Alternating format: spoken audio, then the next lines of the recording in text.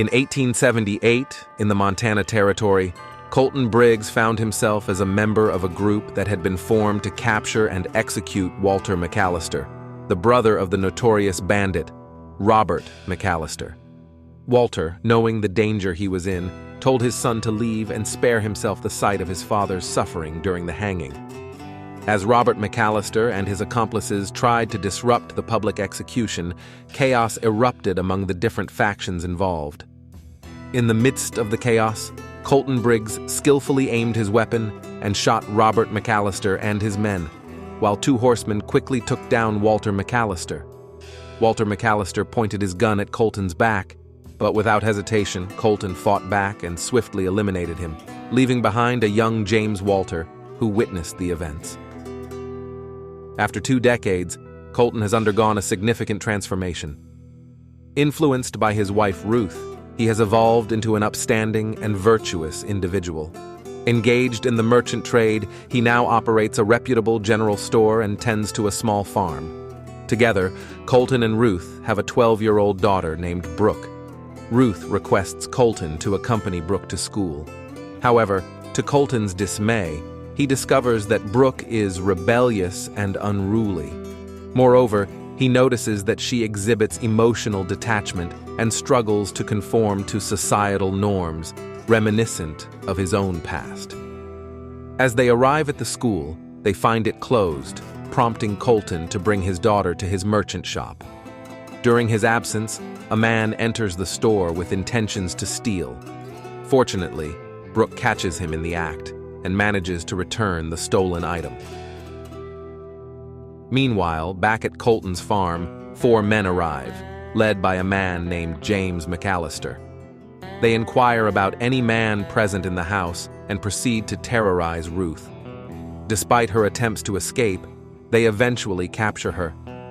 In a horrifying turn of events, James McAllister's gang brutally murders Ruth, leaving a chilling message scrawled on the wall using her blood before departing.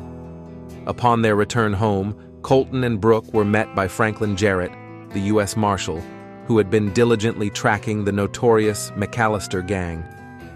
Waiting at the farm with a group of deputies, Jarrett delivered the devastating news to Colton that his beloved wife Ruth had been mercilessly killed by the gang. Overwhelmed with grief, Colton laid his wife to rest. In a surprising revelation, Jarrett confided in Brooke that he and Colton were once close friends. He expressed his admiration for Colton's decision to abandon his violent past and embrace a peaceful life with his family. Before bidding farewell, Jarrett earnestly implored his old friend not to succumb to the temptation of seeking revenge against James, a member of the gang. However, despite the marshal's plea, Colton resolved to pursue his own path and informed Brooke that she would accompany him. Donning his former gunfighter attire and armed with his trusty pistols, Colton made the difficult decision to set fire to his farm and house, symbolically leaving behind his old life. With Brooke by his side, they embarked on a journey driven by Colton's unwavering desire for vengeance. As they journeyed, Colton took the opportunity to impart a crucial skill to his daughter, Brooke. With patience and care, he guided her through the process of handling a firearm, teaching her how to shoot with precision and aim with steady determination. While the U.S. Marshal, Jarrett, was on his way searching for the gang alongside his partners, James had cunningly set a trap for them. This resulted in the death of 3 pursuers and left the rest too injured to continue. Colton and his daughter Brooke heard the gunfire from a distance and hurried towards the scene. Upon their arrival, they managed to disarm the surviving U.S. Marshal members and used the threat of torture to extract information from Jarrett. Reluctantly, Jarrett revealed that James was heading to Santa Rosa, a town located in southern Colorado. James and his men's intentions were to retrieve a hidden stash of pesos and escape across the border, taking advantage of the dwindling pursuit. Colton firmly informed Jarrett that he would be taking a horse and warned him against interfering with his quest for vengeance. He emphasized that any interference would result in Jarrett's demise. Upon reaching Santa Rosa, Colton instructed Brookie to visit a local shopkeeper and inquire about any recent sightings of a horseman in the town. This information would help them determine James's whereabouts.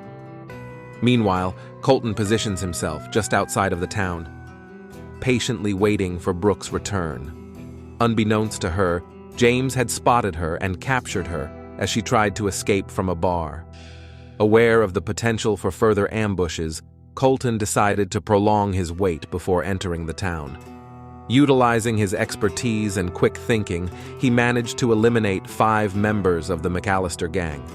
However, the last remaining member emerged, armed with a shotgun, and aimed it at Brooke. James presented Colton with a grim ultimatum. Either he killed James, resulting in Brooke's death, or he saved himself. After assessing his circumstances, Colton makes the decision to eliminate the second individual while James fires a bullet into his chest. Repeatedly boasting about his triumph, James exclaims, "I killed Colton Briggs." In response, Brooke, who has acquired shooting skills during their journeys, seizes her father's firearm and seeks vengeance by ending James's life. Subsequently, Jarrett arrives and concurs with Brooke's plan to fabricate a narrative that portrays Colton Briggs as a heroic figure who bravely apprehended the criminals. In return, Jarrett would retain the McAllister gang's money. As the film draws to a close, Brooke prepares to return home, ready to embark on her journey.